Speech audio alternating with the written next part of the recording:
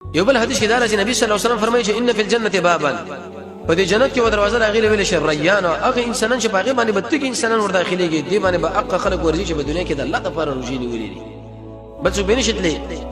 بشکل اخره کسو باندې داخل شي چې هغه روزنه وردا فلم يدخل منه احد دغینه بروسه بریو قسم په دې باندې ورنش تقریبا واته دروازې دي ابو بکر چې ویل یا رسول الله د شو کس به چې دا ټوله دروازې ولا وردا आवाज کوي چې زما په طرف راځي زما په طرف وې زه امید ساتم چې هغه به یا صدیقه تمره وجت انسان سباق الى الخير ابو هريره دا خبرم کړی د رسول الله فرمایلی دي الله رب عزت پتا شو باندې رمضان فرض کړی دی او ما تاسو د پاره دې د قیام الليل سنت ګرځولې چې روزه ونیولا او چې به د قشن د شپې تهجد پکې وکړه احتسابا د ثواب په نیت باندې ودا به د خپل ګناهونو د شي اوزي کيوم من ولدته امه لکه د مور شم دغنن پیدا شو څومره بهترین مېشت روانه ده د قران چې کله انسان بده کې اهتمام د تهجد وکي